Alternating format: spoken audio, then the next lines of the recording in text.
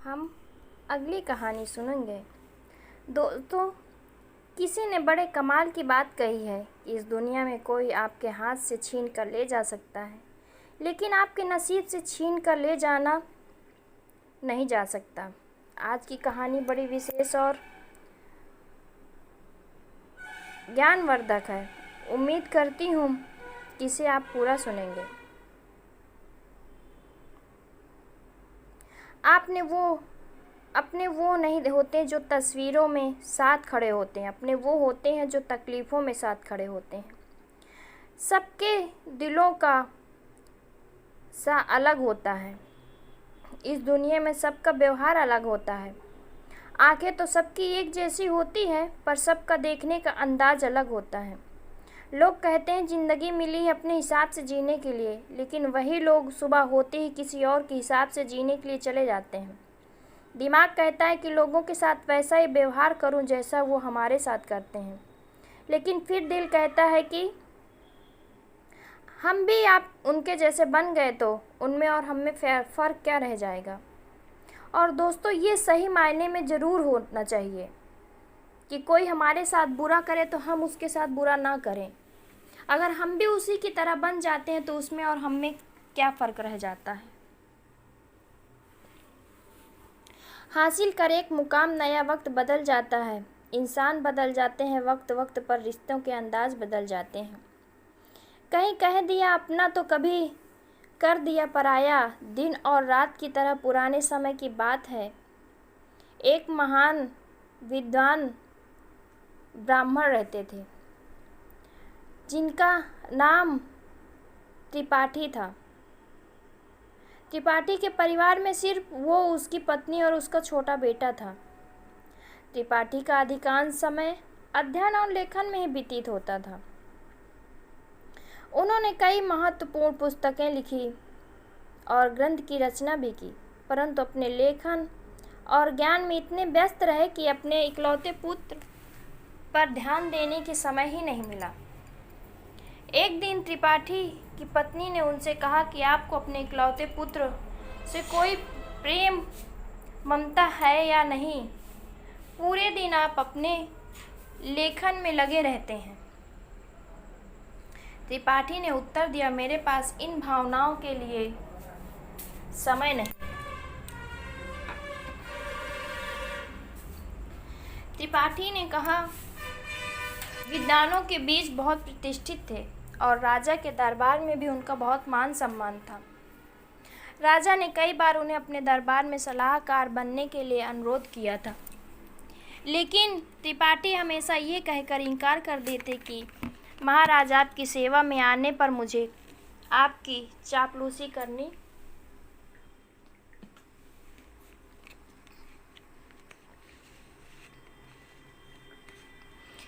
पड़ेगी, जो मैं नहीं कर सकता। दूसरी तरफ उनका पुत्र अपनी माँ की अत्यधिक लाड प्यार से बिगड़ गया। वो स्कूल जाने के बजाय आवारा लड़कों के साथ समय बिताने लगा। त्रिपाठी अपने लेखन और अध्ययन में इतने व्यस्त रहते कि उन्हें अपने पुत्र की हरकतों का पता ही नहीं चलता था। त्रिपाठी के पुत्र ने जुआ खेलना शुरू कर दिया और समय के साथ मदिरापान भी करने लगा। उसकी संगत कुछ चोर उचक्के के साथ युवकों के साथ हो गई। एक दिन की बात है, त्रिपाठी का पुत्र अपने चोर दोस्तों के साथ मंदिर में चोरी करने के लिए गया, और जब वो तीनों मंदिर में चोरी कर रहे थे तभी एक पहरेदार ने उन तीनों की चोरी करते हुए पकड़ लिया और उसे सीधा पकड़कर राजा के पास ले गया। बोला, महाराज, ये लड़के मंदिर में चोरी करते पकड़े गए हैं और इनमें से एक त्रिपाठी जी का पुत्र है। ये सुनकर राजा भी अचंभित रह गया कि ज्ञान और धर्म का उपदेश देने वाले त्रिपाठी जी का पुत्र चोरी में लिप्त है। राजा ने तुरंत एक सैनिक को त्रिपाठी जी के घर सूचना देने के लिए भेजा। सैनिक ने जाकर कहा, त्रिपाठी जी, आपका बेटा राजमहल में है, उसे मंदिर में चोरी करते हुए पकड़ा गया है। ये सुनकर त्रिपाठी जी ने कहा, अरे ओह, ये क्या, मेरे मुंह पर काली खपत गई। अब किसी को क्या मुंह दिखलाऊंगा। उसकी पत्नी ने कहा, महाराज आपका बहुत सम्मान करते हैं, आप चाहें तो उनसे माफ़ी मिल सकती है। त्रिपाठी जी ने उत्तर दिया, नहीं, मैं एक अपराधी की सिफारिश नहीं करूँगा।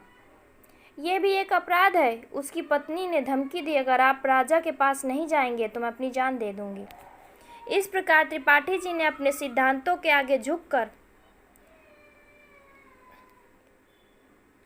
और यही उनके व्यक्तित्व की महानता को दर्शाता है। त्रिपाठी ने भारी मन से कहा, ओ तुम्हारी इस जिद के वजह से मुझे राजा के पास जाना ही पड़ेगा। पत्नी ने बात मानकर अनिच्छा के बावजूद वे राजमहल पहुँचे। दरबार में उन्होंने राजा से निवेदन किया कि राजा, मेरा पुत्र अभी नाबालिग है, उसे क्षमा कर दीजिए।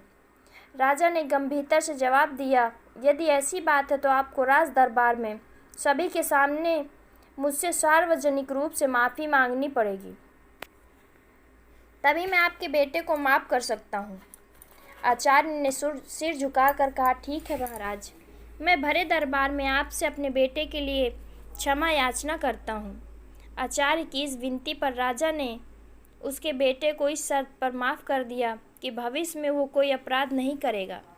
परंतु इस घटना के बाद त्रिपाठी जी की प्रतिष्ठा को धक्का लगा। वे जहाँ भी जाते लोग कहते, त्रिपाठी का बेटा चोर और उचक्का है। ये सुनकर त्रिपाठी को बहुत दुख होता। इस अपमान और बेइज्जती के चलते त्रिपाठी जी अब बीमार रहने लगे। उनका स्वास्थ्य पर इतना गहरा असर पड़ा कि बेटा तो घर आ गया, लेकिन चोरी की उसकी आदत नहीं गई। उसने त्रिपाठी जी की किताबें उठाकर बेचना शुरू कर दिया। एक दिन त्रिपाठी जी ने पूछा, मेरी पुस्तकें कहाँ गई? तो बेटे ने लापरवाही से कहा, पिताजी, मैंने घर का कचरा साफ कर दिया है। त्रिपाठी जी क्रोधित होकर बोले, अरे निकम्मे, तूने मेरा सर्वनाश कर दिया। बेटा उच्च स्वर में बोला, आप तो हमेशा मुझे कोसते ही रहते हैं। मुझे लगा वो किताबें किसी काम की नहीं, इसलिए मैंने उसे बेच दिया। त्रिपाठी जी ने उसे ज़्यादा कुछ नहीं कहा। समय बीतने के साथ साथ त्रिपाठी जी बीमार और गंभीर होते गए। वे चिंतित थे कि उनके बाद उनकी पत्नी और आवारा बेटे का क्या होगा। वे बीमार थे, किसी भी एक महत्वपूर्ण ग्रंथ की रचना कर रहे थे। वे सोचते, मैं ये ग्रंथ पूरा करके ही मरूंगा। बीमारी के बावजूद वो दिन रात लिखते और एक दिन उनका ये ग्रंथ पूरा हो गया। उन्होंने सोचा, मेरा ग्रंथ तो पूरा हो गया, लगता है मेरे जीवन के दिन भी पूरे हो गए हैं। उस दिन उन्होंने अपने बेटे को पास बुलाया और कहा, बेटा, अभी भी समय है, तुम संभल सकते हो, अपने आप को काबिल बना सकते हो। उन्होंने अपना लिखा हुआ ग्रंथ बेटे को देते हुए कहा, बेटा, तुम्हारी बर्बादी मेरी ही लापरवाही का नतीजा है। यह अमूल्य ग्रंथ संभाल कर रखो। तुम्हें देने के लिए मेरे पास कुछ और नहीं है। त्रिपाठी के पुत्र ने वो ग्रंथ की पोथी अपने पास रख ली, परंतु मन ही मन ये सोच रहा था कि मैं इस पोथी का क्या करूँगा। मुझे पढ़ना लिखना तो आता नहीं। मेरे पिताजी ने कुछ पैसे देते तो कुछ बात ही थी। अगले दिन सुबह त्रिपाठी का देहांत हो गया। उनकी मृत्यु के बाद उनके परिवार पर मानो दुखों का पहाड़ टूट पड़ा। परंतु त्रिपाठी के पुत्र को इस बात की कोई चिंता नहीं थी। वो तो अपने पिताजी के सामान में धन की तलाश करने लगा। पिताजी ने मेरे लिए कौड़ी भी नहीं छोड़ी। त्रिपाठी का पुत्र निराश होकर बैठ गया। कुछ समय बीत गया तो माँ बेटे की हालत इतनी खराब हो गई कि खाने के भी लाने पड़ने लगे। एक दिन माँ ने तंग आकर बेटे से कहा, बेटा, कुछ काम धंधा कर लाओ, नहीं तो हम भूखे मर जाएंगे। त्रिपाठी के पुत्र ने उदास मन से जवाब दिया, माँ, मुझ जैसे अनपढ़ और बदमाश को कौन काम देगा। ये सुनकर माँ सोचा क्यों ना राजा के पास जाऊं। मेरे पति का राजा बहुत सम्मान करते थे, शायद वो हमारी मदद कर दें। ये सोचकर वो दरबार पहुंची और राजा से गुहार करने लगी, महाराज, हम भूखे मर रहे हैं, हमारी मदद कीजिए। राजा ने खड़े स्वर में कहा, क्या मदद करें? तुम्हारे पति को मैंने बहुत बार सलाहकार बनने के लिए अनुरोध किया था, लेकिन त्रिपाठी हमेशा यह कहकर इनकार कर देता कि महाराज, आपकी सेवा में आने पर मुझे आपकी चापलूसी करनी पड़ेगी, जो मैं नहीं कर सकता। राजा ने कहा, तुम्हारा बेटा अब कमाने लायक है, मैं तुम्हारी कोई मदद नहीं कर सकता। निराश होकर माँ घर लौट आई। घर पहुंचकर त्रिपाठी के बेटे ने माँ को अपने पिता की दी हुई पोथी दिखाते हुए पूछा, माँ, पिताजी ने ये पोथी मुझे क्यों दी? माँ ने दुखी स्वर में कहा, बेटा, ये तेरे पिता का ज्ञान की आखिरी निशानी है। त्रिपाठी के पुत्र ने उस पोथी को पढ़ने की कोशिश की, पर वो उसके लिए काला अक्षर भैंस बराबर थी। कुछ सोचकर वो अपने पड़ोस के रामू काका के पास गया और बोला, रामू काका, आप तो पढ़े लिखे हैं, क्या आप मुझे इस पोथी का मतलब बता सकते हैं? रामू काका ने पोथी खोल कर देखा और बोले, इसमें तो बहुत कठिन श्लोक लिखे हैं, इनका अर्थ तो कोई महापंडित ही बता सकता है। त्रिपाठी का पुत्र निराश होकर वापस लौट आया। उसने कई जगह काम ढूंढने की कोशिश की, पर अपनी बुरी छवि के कारण किसी ने उसे काम पर रखने से इनकार कर दिया। वो जहाँ भी जाता लोग उसे धुतकार कर भगा देते थे। इस बीच उसकी माँ भूख और बीमार से कमज़ोर होती चली गई। अपनी माँ की लाचारी और उसकी भूख को देखकर त्रिपाठी के पुत्र ने खाने का इंतजाम करने को ठान लिया और घर से निकल पड़ा। चलते चलते उसकी नज़र एक बगीचे पर पड़ी जिसमें फलों के पेड़ लगे थे। उसने रहा न गया, वो बगीचे के अंदर चला गया। त्रिपाठी के पुत्र ने जल्द से कुछ फल तोड़े, लेकिन तभी बगीचे के पहरेदार वहां आ गए। संयोग से वो बगीचा महाराज का था। एक बार फिर त्रिपाठी के पुत्र को पकड़कर महाराज के सामने पेश कर दिया गया। पहरेदार ने कहा, महाराज आपके बगीचे से फल चुरा रहा था। राजा ने गुस्से में कहा, अरे तुम अब तक आंखें नहीं खुली, तुमने फिर चोरी की। त्रिपाठी के पुत्र ने गिड़गिड़ा कर कहा, महाराज मैं कई दिनों से भूखा हूँ।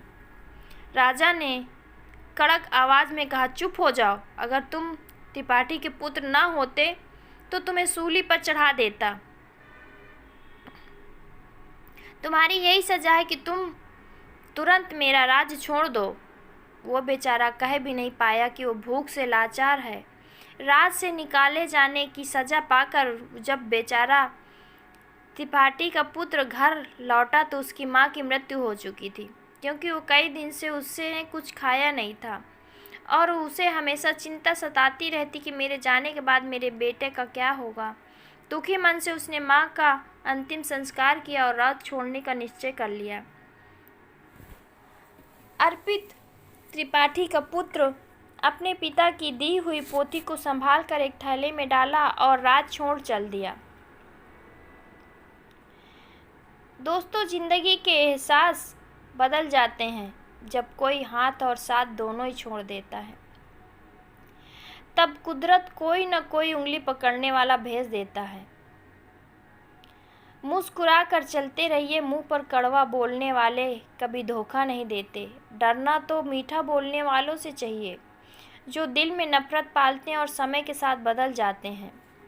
नामुमकिन कुछ भी नहीं है, हम वो सब कर सकते हैं जो हम सोच सकते हैं और वो सब सोच सकते हैं जो हमें कभी सोचा नहीं था। सब कुछ संभव है। हर कोई कहता कि ईश्वर नज़र नहीं आता। सच तो ये है कि जब संकट में कोई साथ नहीं देता तो वही नज़र आता है। सहारे इंसान के खोखले कर देते हैं और उम्मीदें कमज़ोर कर देती हैं। अपनी ताकत के बल पर जीना शुरू कीजिए। आपका खुद से अच्छा साथी और हमदर्द कोई और नहीं हो सकता। यकीन जानिए, अगर आप हारना सीख लेंगे तो जीत रोती पीटती रह आप चली जाएगी।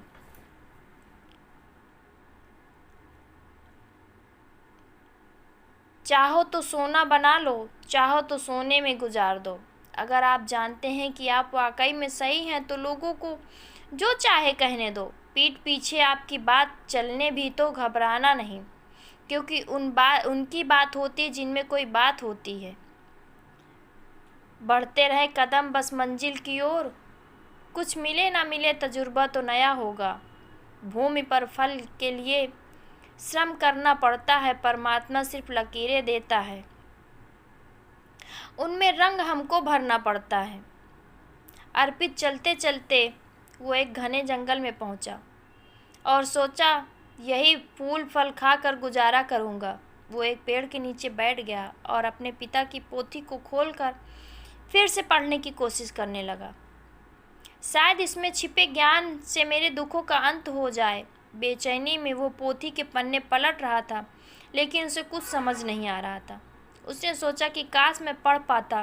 पिताजी ने मरते वक्त कहा था कि यह ग्रंथ अमूल्य है।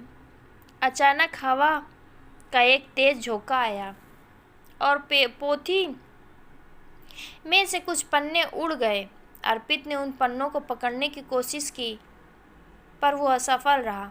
वो सोचने लगा कि पता नहीं कितने पन्ने उड़ गए। उसने पोथी को वापस बंद किया और आराम करने के लिए पेड़ के नीचे सो गया। उसी जंगल में एक युवराज शिकार खेलने के लिए भटक रहा था। हवा में उड़ता हुआ पोथी का एक पन्ना उसके हाथ लग गया। उसने उसे देखा और पढ़ने लगा। किसी ने सुंदर हस्तलिपि में संस्कृत का श्लोक लिखा है, किंतु मैं संस्कृत नहीं जानता। कुछ सोचकर युवराज वो पन्ना अपने जेब में रख लिया और शिकार की तलाश में आगे बढ़ गया। तभी उसकी नज़र एक हिरन पर पड़ी और वो उसका पीछा करने लगा। हिरन अपनी जान बचाने के लिए एक प्राचीन मंदिर की दिशा में भागा और युवराज उस प्राचीन मंदिर में दाखिल हो गया। जंगल के बीच में एक प्राचीन मंदिर था जहाँ कुछ वनवासी पूजा कर रहे थे। उनका पुजारी कह रहा था, भाइयों, देवी को प्रसन्न करने के लिए हम नौजवान युवक की बलि देनी होगी। तभी युवराज ने मंदिर में प्रवेश किया। वनवासियों ने उसे देखा और बोले, पुजारी जी, संयोग की बात है, युवक भी आ गया, क्यों ना इसी की बलि दे दी। ये सुनकर युवराज सोच में पड़ गया, अगर मैंने इन्हें अपनी असली परिचय दिया तो ये मुझे अवश्य बलि पर चढ़ा देंगे, क्योंकि ये शत्रु देश के राजा का है। वनवासियों ने युवराज को रस्सी से बांध दिया। तब युवराज ने कहा, पुजारी जी, मैं एक नीच कुल का संतान हूँ। मेरी बलि देने से देवी अपवित्र हो जाएंगी। पुजारी ने हंसते हुए सख्त स्वर में कहा, अरे देवी को बलि चाहिए, उन्हें नीच और ऊंच से क्या मतलब। युवराज ने अपने जीवन से निराश हो गए और सोचने लगा, झूठ बोलकर भी मैं अपने प्राण नहीं बचा पा रहा हूँ। जब उसे बलि के लिए लाया गया तो उसने कहा, भाइयों, बलि पर चढ़ाने से पहले मैं अपनी एक अंतिम इच्छा पूरी करना चाहता हूँ। मेरी जेब में एक भोजपत्र है, क्या कोई उसे पढ़कर उसका अर्थ बता सकता है? मेरी यही अंतिम इच्छा है। पुजारी ने कहा, अवश्य लाओ, मैं तुम्हें उसका अर्थ बताता हूँ। पुजारी ने उस ग्रंथ को पन्ने को अपने हाथ में उठाया और कहने लगा, इस भोजपत्र पे 2 श्लोक अंकित हैं।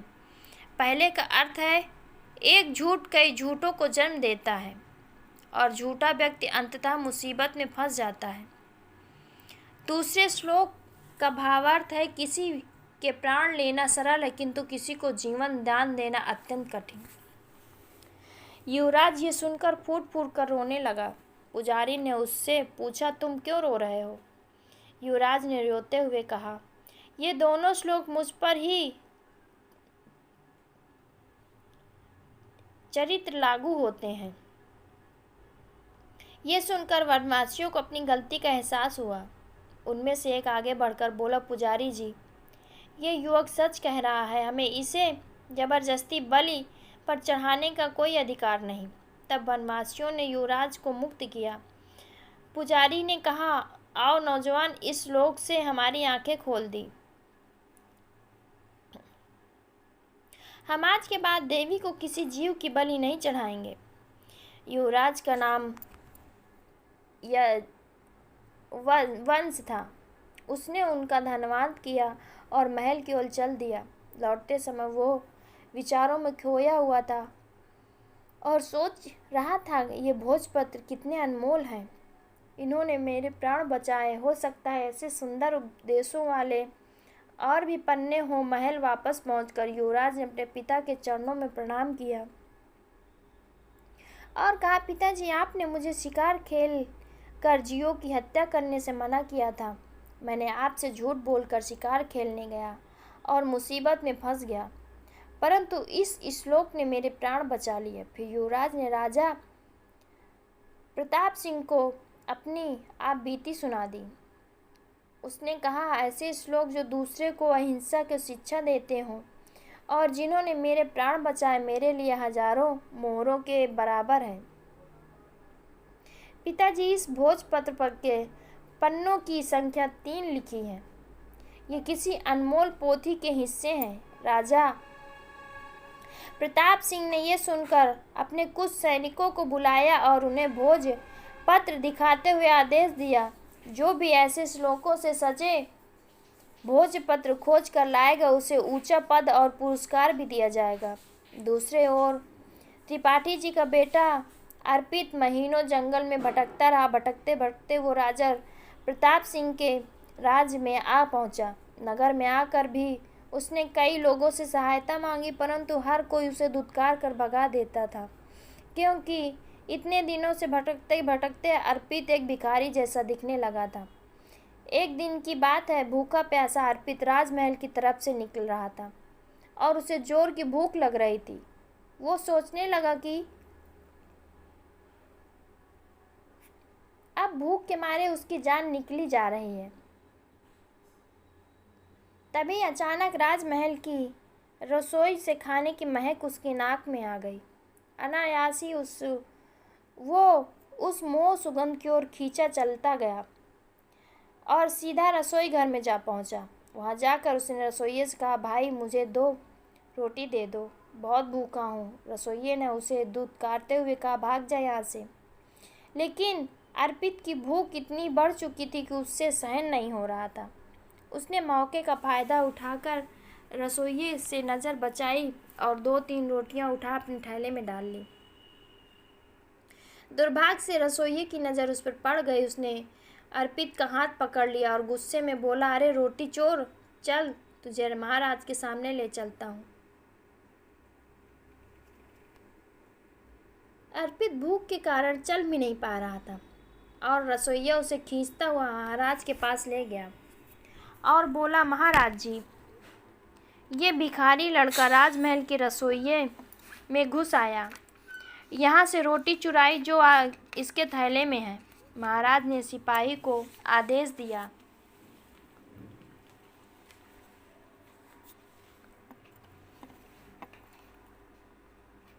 इस भिखारी के थैलों को उल्टा कर दिया जाए। एक सिपाही आगे बढ़ा और अर्पित का थैला छीना और उसे उल्टा कर दिया। थैले से रोटियों के साथ साथ वो ग्रंथ में निकल आया जो अर्पित के पिता ने लिखा था। उसी समय युवराज भी वहां से गुजर रहे थे, तो ग्रंथ को देखते ही युवराज की आंखों में चमक उठी। उसने तुरंत ग्रंथ को उठा लिया और खुशी से चिल्ला उठा, रे ये तो वही अनमोल पोथी है जिसकी हमें महीनों से तलाश थी। फिर युवराज ने अर्पित की ओर देखा और आदरपूर्वक अपने सिपाही को कहा, इस धनवान लड़के को सम्मान से बिठाया जाए। फिर उस लड़के को एक सिंहासन पर बिठाया गया। फिर युवराज ने पूछा, भाई तुम्हारा क्या नाम है? लड़के ने कहा, मेरा नाम अर्पित है। युवराज ने कहा कि इतनी अनमोल संपत्ति होने के बावजूद भी तुम भीख मांग रहे हो। मैं इस पोथी के लिए तुम्हें 5000 स्वर्ण मुद्राएं देने को तैयार हूँ।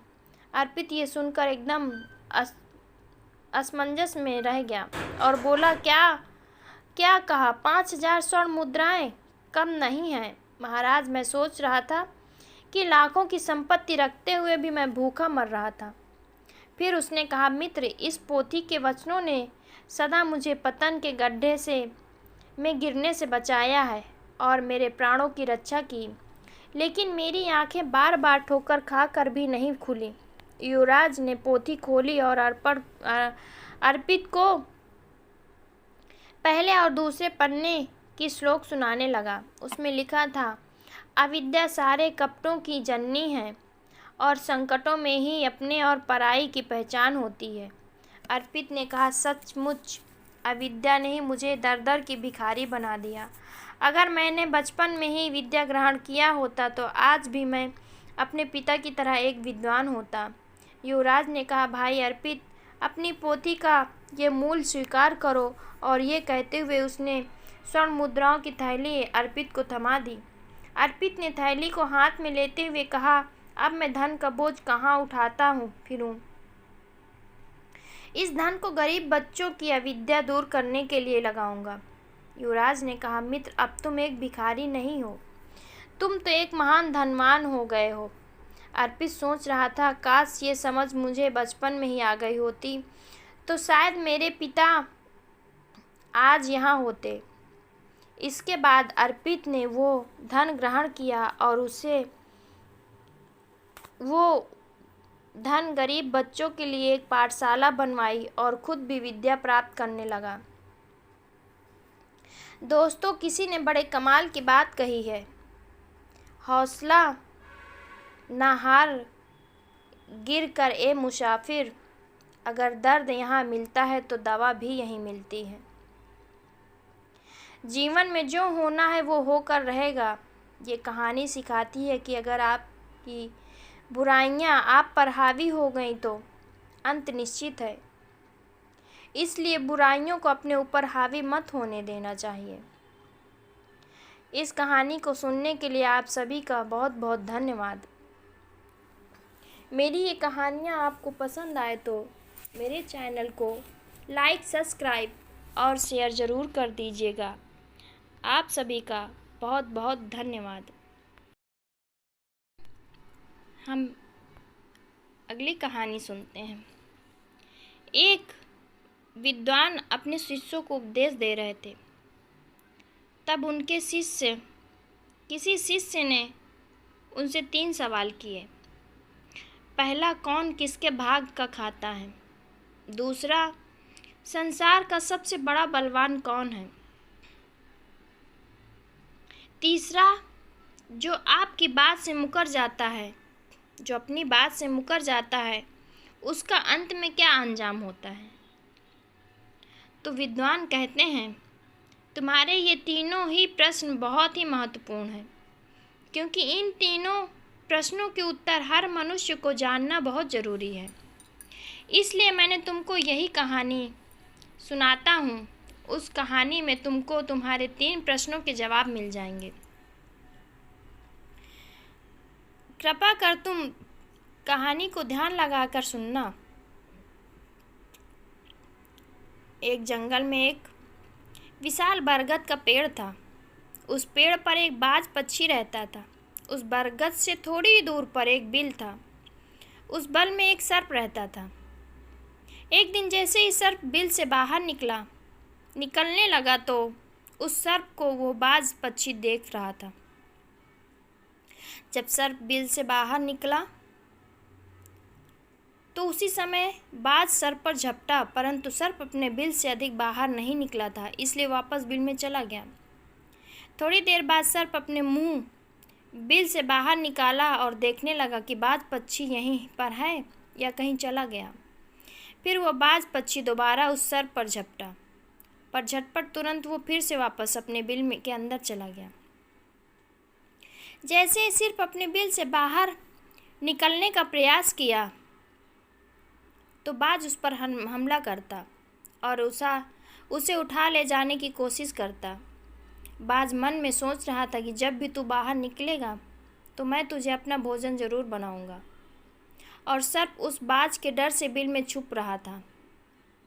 जब सर्प को उस बिल में रहते हुए काफ़ी समय हो गया तो सर्प में मन में विचार करने लगा कि यदि राजा कहीं से आ जाए तो वो दूसरों के संकटों को हरण करते हैं और राजा ही एक ऐसे हैं जो मुझे इस बाज से बचा सकते हैं।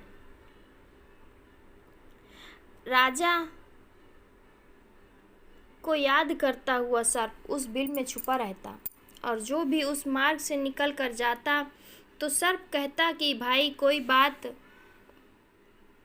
मेरी बात राजा तक पहुंचा दो या मुझे राजा तक पहुंचा दो तो मैं उसका जीवन भर का एहसानमंद रहूँगा। फिर एक दिन राजा जो दूसरों के दुखों को दूर करते हैं वे जंगल में जा रहे थे और उसी मार्ग से निकल कर जा रहे थे। तभी सर्प को पता चला कि रास्ते से कोई जा रहा है। तो वो सर्प बिल से अंदर से कहने लगा, भाई कोई मुझे राजा से मिलवा दो तो मैं उसका जीवन भर एहसानमंद रहूँगा। ये बात जब राजा ने सुनी तो राजा कहने लगा, क्यों भाई, आपको राजा से क्यों मिलना है, क्या काम है? सर्प कहने लगा, देखो भाई, राजा दूसरों के दुखों का हरण करते हैं और मैं बहुत दिनों से इस बिल में पड़ा हुआ हूँ। मैं बहुत दुखी हूँ। यदि मैं इस बिल से बाहर निकलता हूँ तो इस वृक्ष पर एक बाज पक्षी है, वो बाज मुझे उसी समय हमला करता है, इसलिए मैं इस बिल से बाहर नहीं निकलता और ना ही मुझे कुछ खाने को मिलता है। मैं ऐसे में इस बिल में पड़ा हुआ हूँ, ऐसे ही जीवन व्यतीत कर रहा हूँ। राजा कहने लगे, हे सर्पराज, मैं ही राजा हूँ, बताओ तुम्हारे कष्ट का निवारण कैसे करूँ? तो सर्प कहने लगा, महाराज, जैसा आपको उचित लगे ऐसा कीजिए, लेकिन मेरे इस बाज से पीछा छुड़वा दीजिए, नहीं तो एक दिन ये मुझे मार डालेगा। राजा कहने लगे, सर्पराज, तुम कहो तो मैं तुम्हें इस वन में कहीं दूर छोड़ दूँ? सर्प कहने लगा, महाराज, जब आप मुझे दूर छोड़ने जाओगे तो ये बाज हमें देख लेगा और ये वहीं पर जाकर फिर से बैठ जाएगा और मौका मिलते ही मुझे मार डालेगा। राजा, आप मुझे कुछ समय के लिए अंदर में बिठा लीजिए। आप पेट में बैठाने के लिए मुझे स्थान दें। जब इस बाज को पता नहीं चलेगा कि सर्प कहाँ गया और मैं तुम्हारे साथ इस वन से बहुत दूर चला जाऊंगा और आगे जाने के बाद मैं तुम्हारे पेट से बाहर आ जाऊंगा। राजा कहने लगे, ठीक है सर्पराज, आप मेरे पेट में प्रवेश कर जाइए। राजा अपना मुंह खोल देते हैं और वो सर्प राजा के पेट में प्रवेश कर जाता है और राजा के पेट में जाकर बैठ जाता है। जब राजा वन में आगे गए और आगे काफ़ी दूर पहुंचने के बाद उस सर्प से कहने लगे कि हे नागराज, अब आप मेरे पेट से बाहर आ जाइए। ये सुनकर, ये सुनसान वन है, इसमें कोई बाज आपको परेशान नहीं करेगा। ये बात सुनकर नागराज कहने लगा, नहीं महाराज, अब मैं आपके पेट से बाहर निकलने वाला नहीं हूँ। राजा ने कहा, क्यों भाई, आपने तो मुझसे ये वादा किया था कि आप मुझे आगे सुनसान वन में छोड़ देना, मैं आपके पेट से बाहर निकल आऊँगा। अब क्या हुआ, सुनसान वन आ गया, अब आप बाहर आ जाइए। सांप कहने लगा, देखो महाराज, जैसा रहने को आनंद आपके पेट में है वैसा उस बिल में नहीं मिलता। अब मैं आपके पेट से बाहर कभी नहीं निकलूँगा। राजा विक्रम ने सोचने लगे कि ये तो बड़ा ही दुष्ट सर्प है, अब मैं क्या करूं? और उसके जहर के प्रभाव से राजा के पूरे शरीर में कोढ़ फूटने लगा। महाराज के शरीर से कोढ़ निकल आया। राजा मन में सोचने लगा कि अब मैं यदि राजधानी वापस जाऊंगा तो ये अभी संभव नहीं, क्योंकि मैं इस वक्त कोढ़ी हो गया हूँ और मुझे इसी वन में रहकर नागराज से छुटकारा पाना है। ये सोचकर महाराज एक पेड़ के नीचे झोपड़ी बनाकर सो जाते हैं और उनके शरीर से कोढ़ टपकने लगता है और बदबू आने लग जाती है। सर्प का जहर सर्प कुंडी मार कर राजा के पेट में बैठा हुआ था। राजा उस वन में पड़ी हुई एक कोढ़ी की हालत में थे। अब इधर उन्हीं के समय एक प्रसिद्ध जनपद था, श्रीवस्ती, और श्रीवस्ती नगर के महाराजा थे। महाराजा की 3 पुत्रियां थीं और राजा बड़ा अहंकारी और बड़ा ही अभिमानी था। एक दिन उसने अपनी तीनों बेटियों से पूछा, बताओ बेटियों, तुम किसके भाग्य की खाती हो? फिर उनमें से 2 बेटियां तो राजा के डर से कहती, पिताजी हम आपके भाग से खाते हैं। परंतु उनमें से राजा की एक बेटी चित्रलेखा नाम की बेटी थी, जो चित्रलेखा अपने पिता से कहती है, नहीं पिताजी, मैं किसी का भाग्य का नहीं खाती, मैं तो केवल अपने ही भाग का खाती हूँ।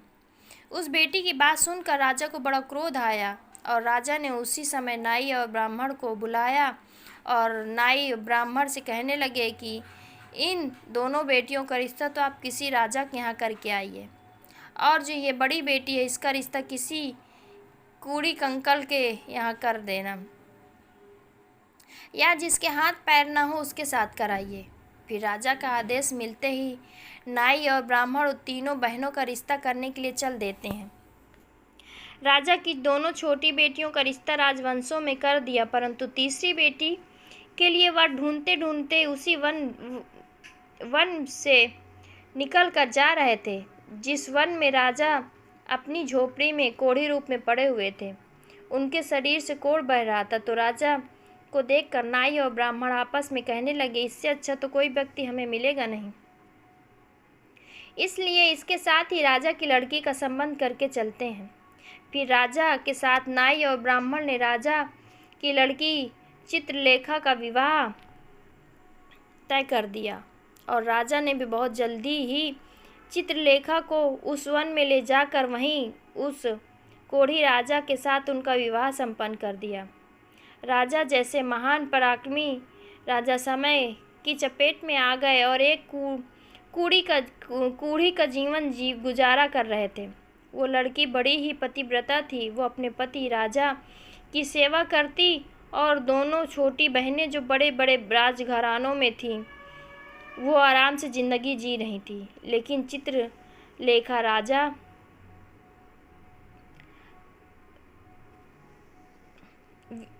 के साथ दुखी जीवन काट रही थी। कहते हैं जो आपने नियम और सिद्धांतों पर रहता और जो धर्म का पालन करता है, ईश्वर हमेशा उसे सुखी रखना है पसंद करता है। भगवान उसे हमेशा आनंद प्रदान करता है। इसलिए उस झोपड़ी में रहते रहते चित्रलेखा को राजा के साथ बहुत दिन बीत जाते हैं। उस झोपड़ी के पास एक पीपल का वृक्ष था और उस वृक्ष के नीचे एक दूसरा सर्प का बिल था। एक दिन राजा सो रहे थे और रात्रि का समय था। चित्रलेखा महाराज की सेवा कर रही थी। उसी समय उस बिल से एक सर्प बाहर निकलता है और बाहर निकलकर राजा के पेट में सर्प था। जो राजा के पेट में जो सर्प था उस सर्प से कहने लगता है, अरे दुष्ट, अपने वचन से मुकर कर गया। तूने महाराज से कहा था कि मैं दूर वन में जाकर तुम्हारे पीठ से बाहर निकल आऊँगा, और तो ऐसे परोपकारी राजा के पीठ में जाकर बैठ गया। तुम्हारे जहर के कारण राजा के पूरे शरीर से कोढ़ निकल आया है। अरे तुझे शर्म नहीं आई? तूने कितना गलत काम किया है, क्योंकि इतने समय में राजा ना जाने कितने ही जीवों का दुख दूर कर सकते थे। वो सिर्फ आगे कहता, यदि ये सुन रहा है तो मैं तेरे मरने का उपाय बताता हूँ। यदि कोई गंगा जल लाकर इस राजा को पिला दे तो तेरे उसी समय 100 टुकड़े हो जाएंगे और मल के रास्ते से निकल जाएगा। अब राजा के पेट के अंदर बैठा हुआ जो सर्प था वो दूसरे सर्प से कहने लगा कि तेरे जैसे भी मैंने कभी नहीं देखा। धन के खजाने पर कुंडली मार कर बैठा है। यदि ये धन मानव समुदाय के कल्याण के लिए लगाया जाता तो इससे न जाने कितने मानवों का भला हो जाता। मैं तेरे मरने का उपाय बताता हूँ। यदि कोई सुन रहा हो तो पीपा तेल गर्म करके तेरे बिल में डाल दे तो तू उसी समय नष्ट हो जाएगा, और इस बिल वाले स्थान की खुदाई करे तो यहाँ अपार धन संपत्ति निकलेगी। उस बातचीत को चित्रलेखा बड़े ध्यान से सुन रही थी। चित्रलेखा ने मन में विचार आया कि ये राजा है, इनके पेट में एक सर्प बैठा हुआ है, इस कारण महाराज के शरीर से कोढ़ निकल रहा है।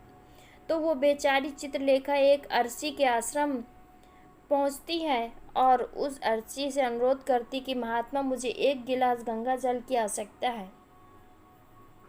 अर्षि ने कहा, तुम कौन हो और गंगा जल का क्या करोगी?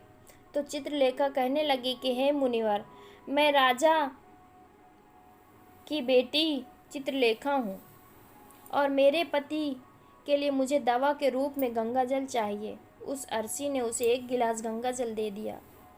उस चित्रलेखा ने गंगा जल लेकर जल्द ही महाराज के पास पहुँच गई और पहुंचकर महाराज से कहने लगी कि महाराज, ये दवाई आपके कोढ़ को सही करने के लिए आप इसे ग्रहण कर लीजिए। राजा उस गंगा जल को पी गए और जैसे ही राजा ने गंगा जल को पिया, सर्प के उसी समय 100 टुकड़े हो गए जो पेट में था, और वो सर्प नष्ट हो गया। वो धीरे धीरे राजा के शरीर से मल के रास्ते से बाहर निकल आया। अब तो राजा का कोढ़ धीरे धीरे सही होने लगा और कुछ ही दिनों बाद राजा का कोढ़ बिल्कुल सही हो गया। राजा का पूरा उपचार हो गया। राजा पहले की तरह स्वस्थ हो गए। अब राजा से चित्रलेखा कहने लगी, महाराज, मैं एक स्त्री हूँ, इस शहर में नहीं जा सकती। आप शहर जाइए और एक पीपा तेल लेकर आ जाइए। राजा कहने लगे, चित्रलेखा, उस तेल का तुम क्या करोगी? चित्रलेखा ने कहा, महाराज, आप पहले एक पीपा तेल ले आइए, फिर मैं आपको बताऊंगी। फिर चित्रलेखा की बात सुनकर राजा बाजार जाते हैं और वहाँ से एक पीपा तेल लेकर आते हैं। फिर चित्रलेखा वहाँ आग जलाती है और उस आग में उस तेल को गर्म करती है और गर्म करके उस सर्प के बिल में खाली कर देती है। जैसे उस बिल में वो गर्म तेल डाला गया तो सर्प की मृत्यु हो गई। राजा से चित्रलेखा ने कहने लगी कि महाराज, स्थान की खुदाई कीजिए। फिर राजा जब उस स्थान की खुदाई की तो वहाँ से अपार संपत्ति निकली। चित्रलेखा कहने लगी, महाराज देखिए, मैं जानती हूँ कि आप जय नरेश राजा हैं, परंतु मेरे पिता ने मेरा अपमान किया और मुझे एक कोढ़ी को दे दिया, परंतु मेरे भाग्य का खाती हूँ, इसलिए इसी स्थान में मेरे पिता का जो महल है उससे अच्छा महल बनाना चाहिए। राजा कहने लगे, चित्रलेखा, तुम कैसी बात कर रही हो? हम नरेश हैं, भला यहाँ पर महल क्यों बनाएंगे? आप उज्जैन नगरी को चलिए। परंतु राजा के कहने पर भी चित्रलेखा नहीं मानी। फिर राजा ने उस वन में एक शानदार महल का निर्माण करवाया। इस संसार का सबसे बलवान समय होता है और कोई बलवान नहीं होता। जिसका समय अच्छा होता वो आगे बढ़ता रहता है, जिसका समय खराब होता है उसका समय विपरीत होता है, वो पतन की ओर अग्रसर हो जाता है। राजा पर एक दूसरा राजा आक्रमण कर देता है और उस आक्रमण में राजा ध्वज पराजित हो जाता है और अपना राज, अपने परिवार हित प्राण बचाने के लिए उस वन में पहुंच जाता है। जब वन में राजा भूख प्यास से भटक रहा था, फटे हुए वस्त्र और भूख से पीड़ित और प्यास से राजा का गला सूख रहा था, तो राजा घूमते घूमते उस चित्रलेखा और राजा नरेश के महल के नज़दीक से गुजरता है।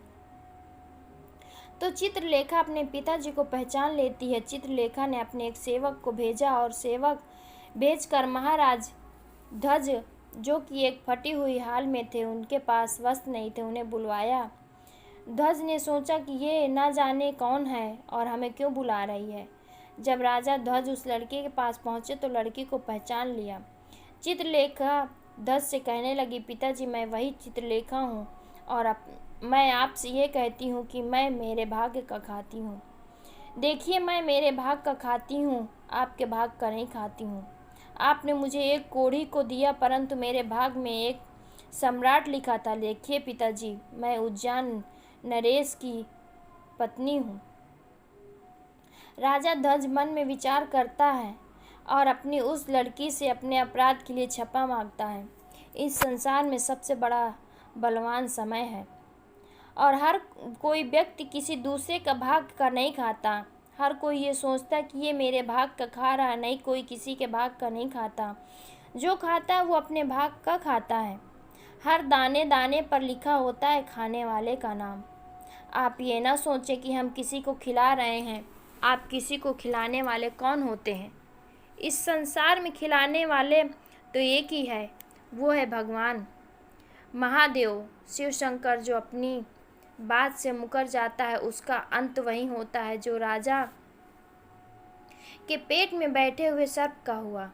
अंततः वो विनाश को प्राप्त होता है और हमेशा सत्य की ही जीत होती है और अधर्मी, अत्याचारी और पापियों का अंत होता है। इस तरीके से राजा नरेश और उनकी पत्नी चित्रलेखा ने राजा ध्वज को बड़ा स्वागत किया और वो राजा नरेश महाराज ध्वज को अपने साथ उज्जैन ले गए और राजा नरेश ने अपने सेना राजा ध्वज के साथ भेजी और जिस राजा ने ध्वज को पराजित किया था उससे अपना राज वापस पा लिया। जिसकी किस्मत अच्छी होती है उसके कर्म अच्छे होते हैं, उसे ईश्वर कहीं न कहीं देता है। और हम और तुम तो अपने परिवार का पालन करने में भी हिचक जाते हैं, लेकिन इस संसार का पालन करने वाले को देखिए, वो पूरे संसार का हर जीव जंतुओं का ध्यान रखते हैं।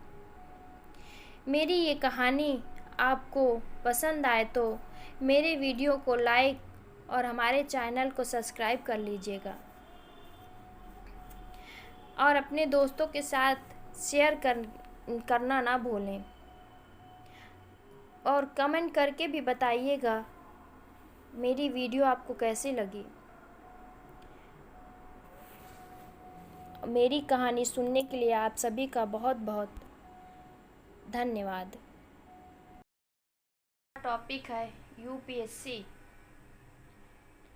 इस यूपीएससी से इश्क, ये कहानी इसी टॉपिक पे है। हम आगे सुनेंगे कैलाश मंजू बिश्नोई लेखक की लिखी हुई कहानी, जो कि यूपीएससी से इश्क। इसके पहले कि मैं कहानी शुरू करूं, आप कहानी में खो जाएं, आप मेरे चैनल को लाइक, सब्सक्राइब और शेयर ज़रूर कर दीजिए। एक रोज़ दैनिक भास्कर के एडिटोरियल पेज में मेरा लेख छपा था, ज्ञान की महाशक्ति बनना है तो शिक्षा क्षेत्र में सुधार लाएं। दिन था 17 अक्टूबर 2017, भारत का सबसे बड़ा त्यौहार दीपावली। दैनिक भास्कर के आर्टिकल में मेरी ईमेल आईडी दी हुई थी। उस रोज़ मेरे गांव से लेकर देश की राजधानी दिल्ली तक, गुजरात से लेकर पंजाब तक बहुत से पाठकों के मेल आए हुए थे। उनमें से एक ईमेल था, मेरा ध्यान गया। मेरा मेल में लिखा था, I read your article in Dainik Bhaskar, what great, you are rightly mention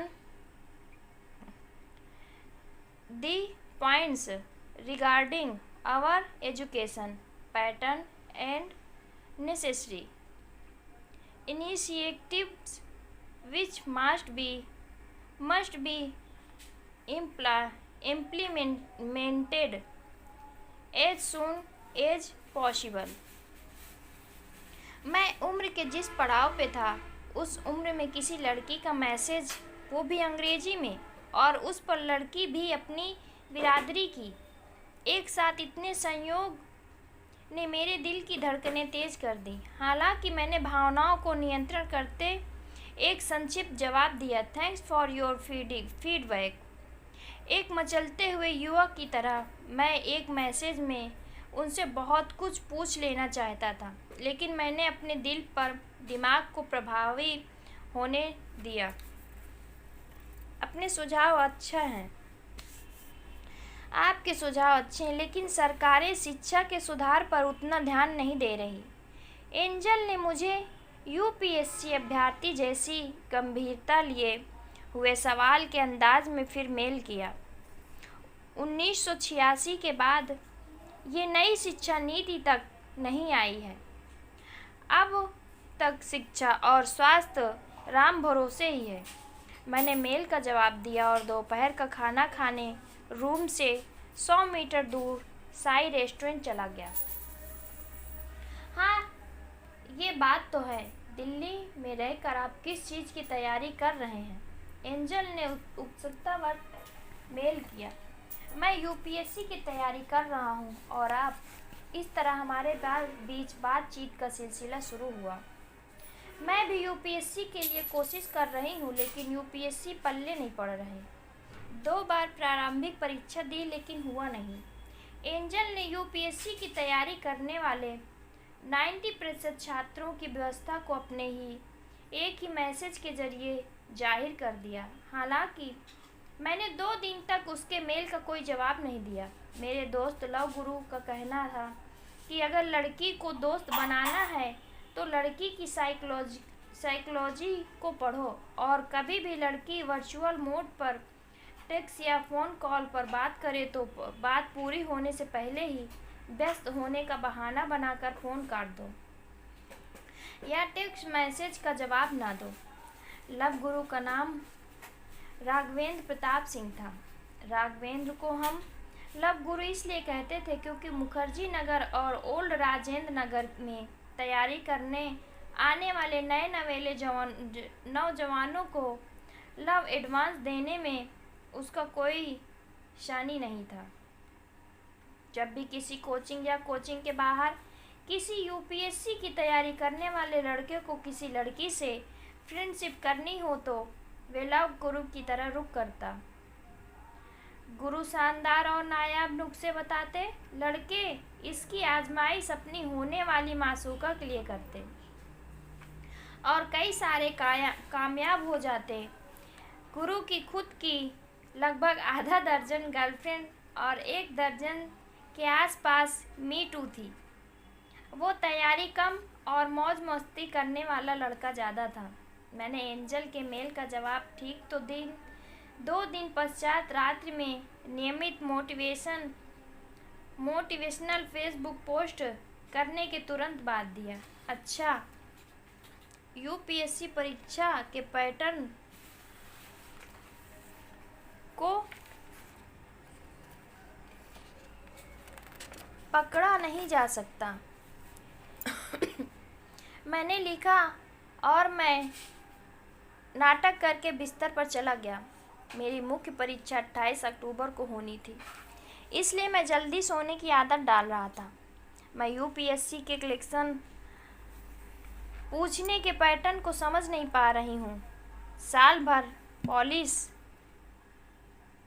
भर पॉलिटी, इकोनॉमिक्स, एनवायरनमेंट सभी सब्जेक्ट पढ़ने के बावजूद क्वेश्चन प्रीलिम्स में बहुत ज़्यादा गलत हो रहे हैं। इसका सलूशन क्या हो सकता है और क्या आप इस बार मेंस परीक्षा दे रहे हैं? उन्होंने ईमेल में 2 सवाल पूछे। हाँ, 28 अक्टूबर को ही है, मैंने एंजल के मेल का संक्षिप्त जवाब दिया।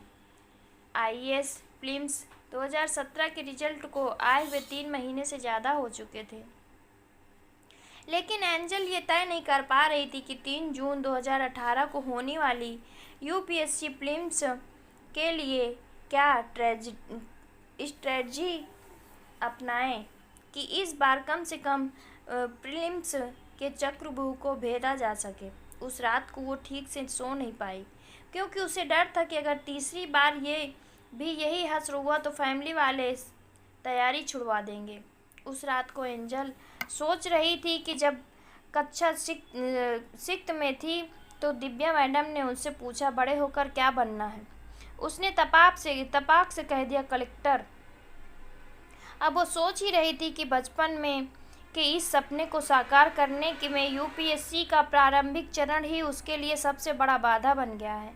वो 2 प्रयासों में प्रीलिम्स के पास न पाने के कारण हीन भावना से ग्रस्त हो चुकी थी। शुरू से ही तेज तर्रार और मेधावी छात्रा रही एंजल के आत्मविश्वास को यूपीएससी के खट्टे अनुभव ने अर्श से फर्श तक पहुंचा दिया। जब वो बाड़मेर के सुदूरवर्ती घोरों की धरती बालोतरा के एक छोटे से गांव से जयपुर से आई थी। उस समय वो हिंदी माध्यम की छात्रा थी और उस समय उन्हें अंग्रेजी मीडियम में शिफ्ट होने में काफ़ी दिक्कतें आई थी, लेकिन आज उनकी अंग्रेजी किसी अंग्रेज के समान ही फर्रेटेदार है। कक्षा 8 में कितनी ख़राब राइटिंग थी और आज उसकी राइटिंग को कॉम्प्लीमेंट्स मिलते हैं। ये सब उन्होंने अपनी कमजोरियों को ताकत बना करके हासिल किया। उन्होंने मन ही मन सोचा कि हर कमजोरी को ताकत बनाया जा सकता है और संकल्प किया कि वो प्रारंभिक परीक्षा के इस चक्रव्यूह को तोड़ कर रहेंगे। मेरा 2 बार से आईएएस प्री क्लियर नहीं हो रहा है, क्या आप मुझे गाइड करेंगे? उन्होंने सुबह सुबह ही मुझे मेल किया। क्यों नहीं, मुझसे जितना हो पाएगा, लेकिन मेरी मुख्य परीक्षा के बाद इस तरह हमारे बीच में चैटिंग का सिलसिला शुरू हो गया। ये वो वक्त था जब देश में जीएसटी को लेकर चर्चाएं जोरों पर थी और मेरी यूपीएससी की तैयारियां भी। 28 अक्टूबर से मेंस के एग्ज़ाम शुरू होने वाले थे, इसलिए 2 दिन पहले ही मेरे मामा जी के वहाँ जयपुर चला गया। पहले दिन निबंध का पर्चा था। सारे बच्चे जीएसटी तथा नोटबंदी को लेकर कोई एक निबंध पूछे जाने को लेकर आश्वस्त थे, लेकिन यूपीएससी ने फिर साबित किया कि उनका सवाल पूछने का ट्रेंड ये है कि कोई ट्रेंड नहीं है। एक के बाद एक पेपर अच्छे हुए या खराब, लेकिन हो गए। मुख्य परीक्षा संपन्न हो चुकी थी। मैंने राहत की सांस ली, इसलिए नहीं कि पेपर बहुत अच्छे गए थे, इसलिए क्योंकि कंक्रीट के शहर की जीवन शैली से मुक्त होकर सप्ताह 10 दिन के लिए मैं अपने गांव में सुकून भरे दिन बिताने को मिलने वाले थे।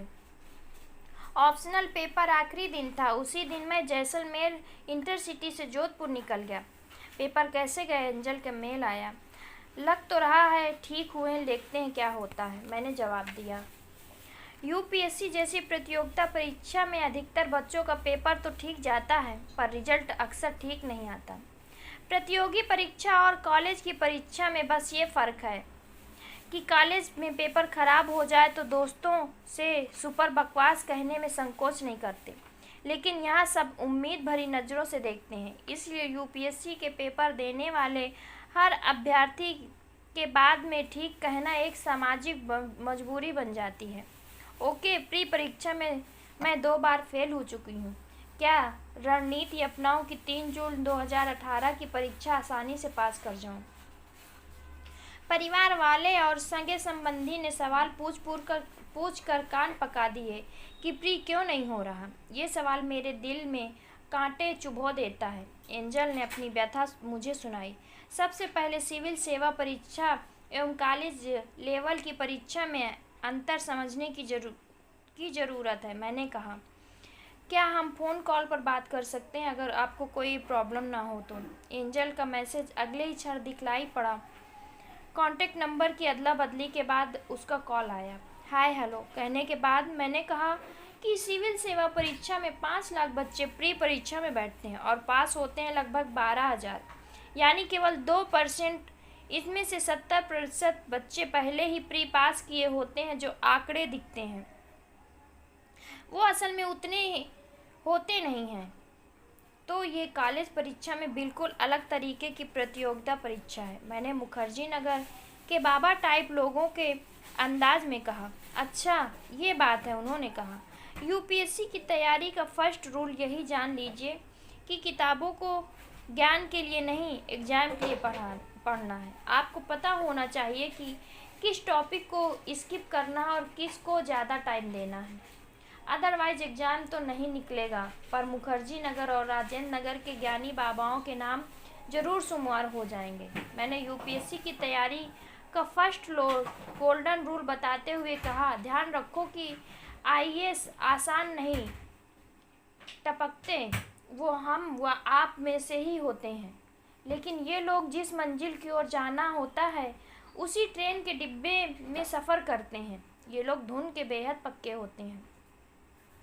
इन लोगों के दिलों में आग लगन की जलती है, इसीलिए इन्हें सफलता हर हाल में मिलती है। मेरी यूपीएससी वाला ज्ञान निकालना शुरू हो चुका था। आईएएस की तैयारी का सबसे बड़ा फ़ायदा ये है कि अगर 2-3 साल गंभीर रूप से तैयारी कर ली जाए तो कम से कम आप ज्ञान बघाड़ने की कला में तो सिद्धत हासिल कर ही लेते हैं। फिर आप किसी भी टॉपिक पर किसी भी समय किसी भी व्यक्ति को ज्ञान देने की और अपनी तरह से समझाने की कोशिश करने में लग जाते हैं। देश व सरकार की हर समस्या पर आप व्यू पॉइंट ज़रूर देते हैं। क्या बात है, आप तो अच्छे मोटिवेटर भी हैं, उन्होंने तारीफ़ करते हुए कहा। अच्छा ये बताइए, सिलेक्शन में किस्मत का कितना रोल होता है? किस्मत को तो नहीं मानता, ये किस चिड़िया का नाम है? तैयारी करने से पहले भाग्य की बात करना बेईमानी है, इसलिए इंसान को कभी भाग्य पर नहीं रोना चाहिए। आप एक दिन के लिए भी किस्मत चमकने का इंतज़ार मत कीजिए। आपको कुछ नहीं करना है सिवाय कड़ी मेहनत के। भाग्य को अपने ढंग से काम करने दो, आप अपने ढंग से काम करो। भाग्य तो आलसी लोगों का गहना है, आप जैसे कर्मठ लोगों का नहीं।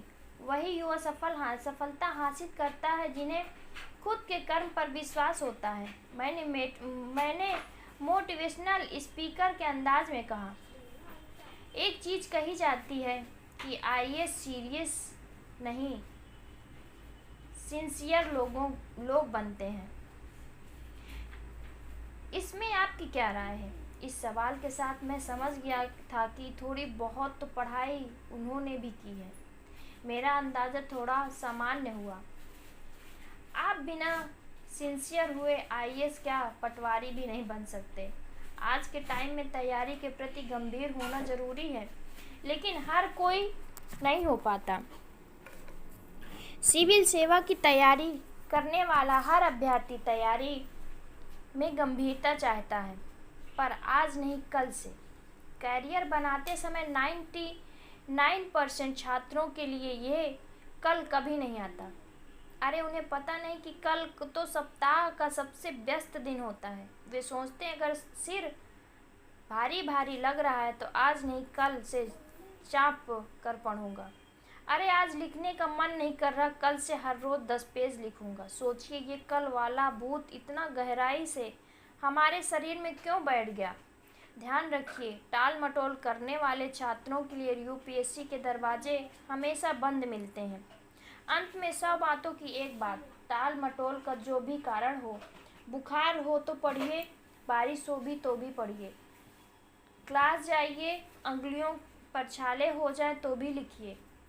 आप तभी सफल होंगे जब अंधेरे में किताबों में छपे अक्षर नजर आने लगे। मैंने ये लाइनें कुछ दिन पहले फेसबुक पर पोस्ट की थी और उनसे बात करने के दौरान ये लाइनें गाइड करने के बजाय इम्प्रेस करने के लिए बोल दी। ये भी सच्चाई है कि जब मैं पहली बार फ़ोन पर बात कर रहा था तो गाइडेंस कम और इम्प्रेशन ज़्यादा झाड़ रहा था। ये हर एक लड़के का एक लड़की से बात करने के दौरान का सबसे दुर्बल गुण है। मैं तो बहुत आलसी हूँ।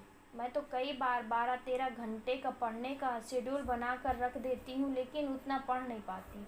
मेरा कैसे सिलेक्शन होगा? एंजल ने अपनी चिंता जाहिर की। ज़रूरी नहीं कि आप 14 घंटे पढ़ाई करें, तभी आप आईएएस बन पाएंगे। पढ़ाई में घंटे मायने नहीं रखते, गुणवत्ता मायने रखती है। आप कह रही हैं कि मैं शेड्यूल बना करके छोड़ देती हूँ और टाल मटोल करने लग जाती हूँ। जो व्यक्ति सफलता के लिए सबसे ज़रूरी काम को बोरिंग मान कर टाल देता है, समझ लीजिए वो असफलता के बीज बो रहा है।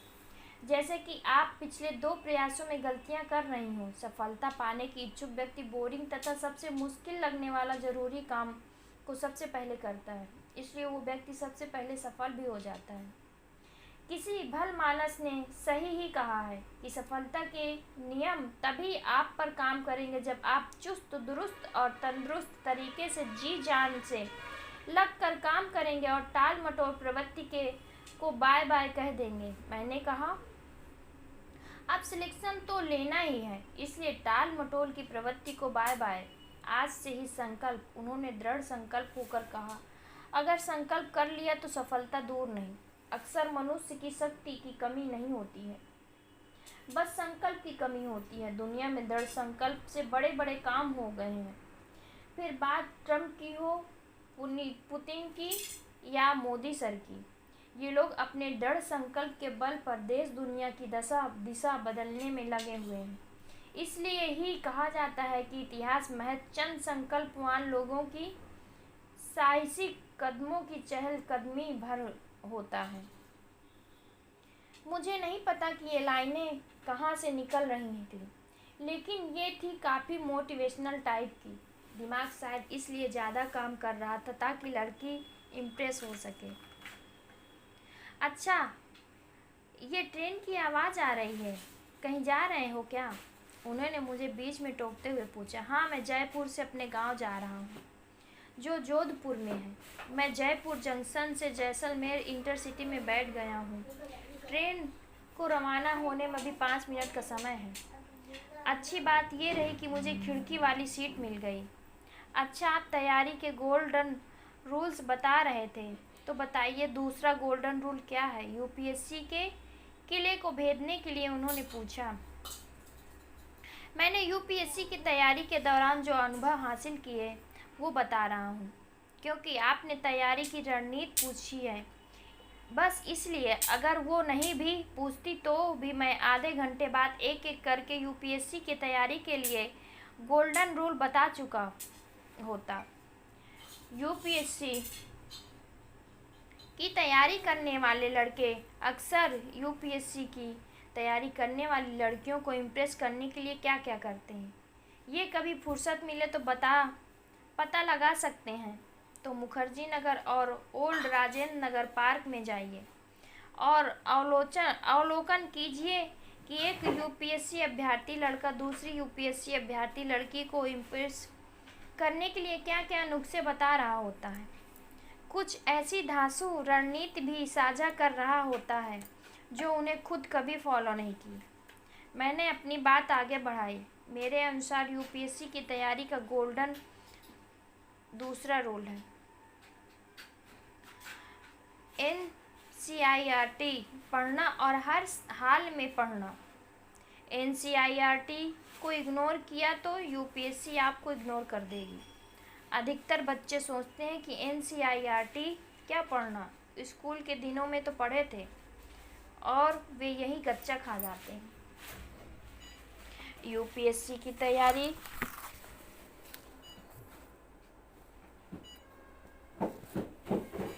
का तीसरा गोल्डन रूल, स्मार्टफोन से दूरी तो सिलेक्शन से नज़दीकी।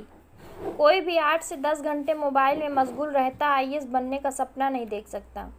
अगर सपना देखता है तो पूरा नहीं कर सकता। केवल यूट्यूब से स्टडी मटेरियल देखकर आईएएस नहीं बना जाता। आज भी किताबों से मोहब्बत करके ही लबाशना पहुंचा जा सकता है। मैंने मेंटर के तौर पर 2 गोल्डन रूल और बता दिए। सोशल मीडिया के कारण स्मार्टफोन एक बड़ी गलत लत बन चुका है। याद रखिए, अगर आप स्मार्टफोन का इस्तेमाल स्मार्टनेस तरीके से नहीं कर सकते तो आप स्मार्टफोन को बुरी लतों का बादशाह बनाकर रख देगा। विद्यार्थी जीवन में आप सफल इंसान बनने का सपना संजोए हैं तो मोबाइल की महामारी की चपेट से खुद को ना आने दें। हम स्मार्टफोन पर घंटों महत्वहीन चीज़ें देखकर 2M दर्जे का मनोरंजन कर रहे हैं तो समझिए कि मोबाइल हमारा मालिक बन बैठा है तथा हमारी दिनचर्या तय कर रहा है। अच्छी बातें बताई हैं आपने, ओके, मैं नोट करती हूँ। और किन चीज़ों का ध्यान रखना है तैयारी के दौरान? फ़ोन से हल्की सी आवाज़ आई। यूपीएससी तैयारी के लिए चौथा गोल्डन रूल, चाय की तरह न्यूज़पेपर पढ़ने का मॉर्निंग नशा। सुबह सुबह न्यूज़पेपर ना पढ़ें, गुनाह है ये। हम दोनों ठहाके लगाकर हंस दिए। पुरानी वाली एनसीईआरटी बढ़िया या नई वाली, डिसाइड नहीं कर पा रही। नई और पुरानी दोनों पढ़ लो, झंझट कर।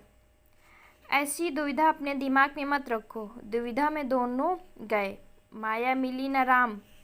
एक इंटरेस्टिंग बात बताऊं, ओल्ड राजेंद्र नगर और मुखर्जी नगर में हजारों की तादाद में ऐसे बच्चे भी होते हैं जो आईएएस प्री परीक्षा के 1 महीने पहले तक ये तय नहीं कर पाते कि ओल्ड एनसीईआरटी पढ़नी है या न्यू एनसीईआरटी, फिर भी आईएएस प्री निकाल जाने की उम्मीद रखते हैं। सपनों की दुनिया है, सपने देखने के पैसे थोड़ी ना लगते हैं।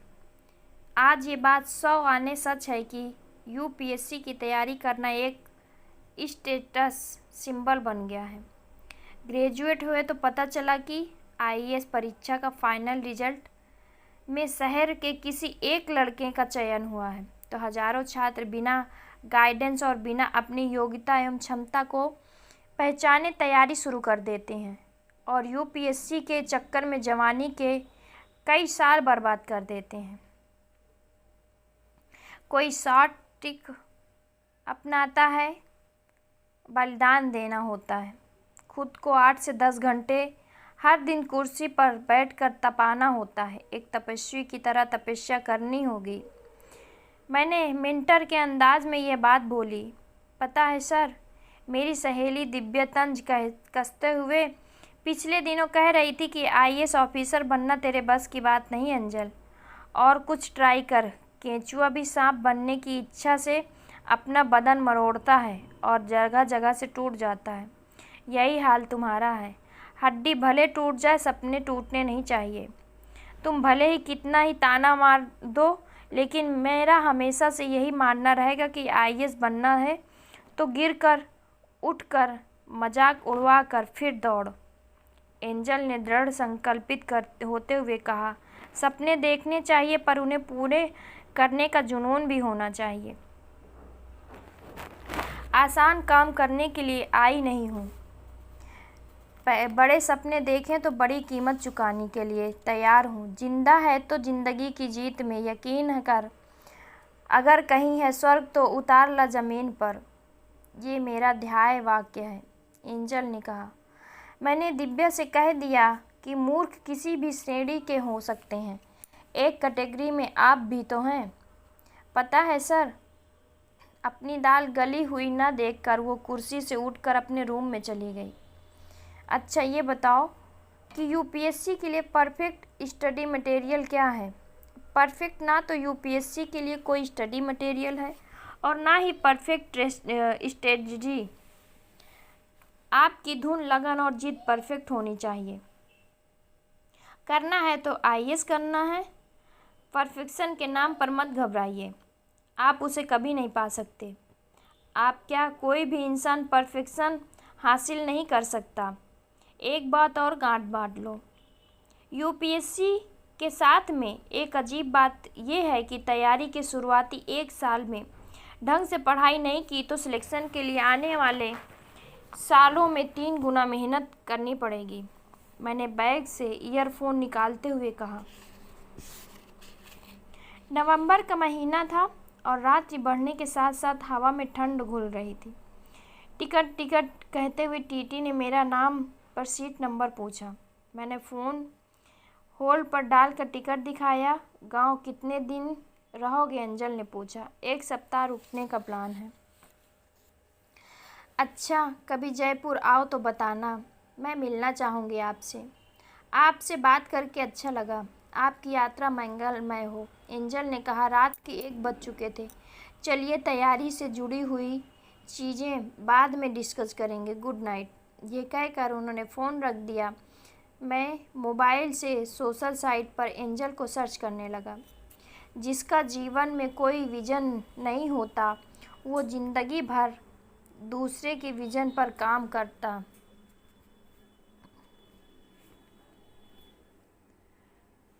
जिसका अपने दिमाग का पसीना बहाना नहीं अच्छा लगता, उसे ज़िंदगी भर दूसरों के आगे अपने शरीर का पसीना बहाना पड़ता है। जिस व्यक्ति के काम की कोई डेडलाइन नहीं होती, उसी का काम की दुनिया पर कोई पहचान नहीं होती।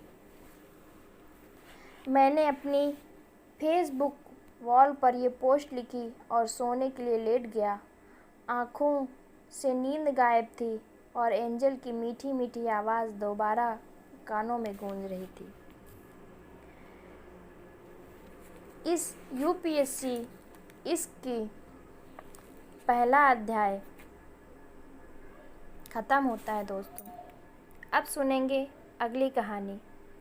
अगर आपको मेरी स्टोरी पसंद आए तो मेरे चैनल को लाइक, सब्सक्राइब और शेयर ज़रूर कर दीजिएगा।